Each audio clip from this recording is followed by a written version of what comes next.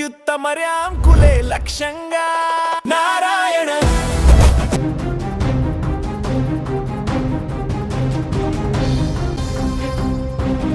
ఒక్క క్షణం వేదికపై అందరూ చూస్తుండగానే ఆకాశం నుంచి ఓ డ్రోన్ కింద పడింది. అంతేకాదు ఆ డ్రోన్ నుంచి ఊడిపడిన బ్యాటరీ నేరుగా ఏపీ మంత్రి వంగలపూడి అనిత చేతిపైన పడింది. అసలేం జరుగుతుందో అర్థం కాక అక్కడున్న అధికారులు, సెక్యూరిటీ సిబ్బంది ఒక్కసారిగా అలర్ట్ అయ్యారు. ఇంతకీ డ్రోన్ ఎందుకు కింద పడింది, మంత్రి అనితకు ఎంత గాయమైంది, అసలు ఏం జరిగిందనేటువంటి పూర్తి వివరాలు చూస్తే, అమరావతి ఛాంపియన్షిప్ పోటీలలో భాగంగా నిర్వాహకులు డ్రోన్లను వినియోగిస్తున్నారు. అయితే కార్యక్రమం జరుగుతున్న సమయంలో ఓ డ్రోన్ బ్యాటరీ ఛార్జింగ్ తగ్గిపోవడంతో అది కంట్రోల్ కోల్పోయి కిందకు పడిపోయినట్లుగా తెలుస్తోంది.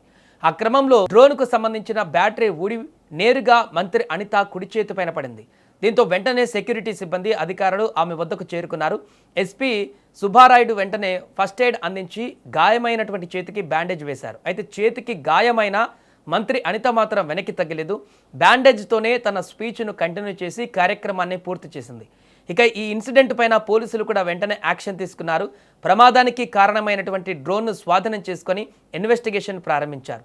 అసలు డ్రోన్ బ్యాటరీ ఛార్జింగ్ తగ్గడం వల్లే ప్రమాదం జరిగిందా, లేక ఏదైనా టెక్నికల్ ఫెయిల్యూర్ కారణమా, లేదా డ్రోన్ ఆపరేషన్లో నిర్వాహకుల నెగ్లిజెన్స్ ఉందా అనే కోణాలలో దర్యాప్తు చేస్తున్నారు. ముఖ్యంగా విఐపీలు పాల్గొనే ప్రోగ్రామ్స్లో డ్రోన్ల వినియోగం విషయంలో సేఫ్టీ ప్రోటోకాల్ ఎంతవరకు ఫాలో అయ్యారనే అంశంపైన కూడా అధికారులు ఫోకస్ పెట్టినట్టుగా తెలుస్తోంది. అదృష్టవశాత్తు మంత్రి అనితకు స్వల్ప గాయం మాత్రమే కావడంతో పెద్ద ప్రమాదం తప్పింది. కానీ ఈ ఘటన ఒక కీలకమైనటువంటి ప్రశ్నను మాత్రం ముందుకు తెచ్చింది. ఈ ఘటనకు టెక్నికల్ ఫెయిల్యూర్ కారణమా, లేక ఆర్గనైజర్ల నెగ్లిజెన్స్ కారణమా అనేది పోలీసుల ఇన్వెస్టిగేషన్లో తేలాల్సి ఉంది. ఏదేమైనా కొన్ని సెకండ్ల పాటు జరిగిన ఈ డ్రోన్ ఇన్సిడెంట్ అక్కడున్న వారందరినీ కూడా ఒక్కసారిగా షాక్కి గురిచేసింది.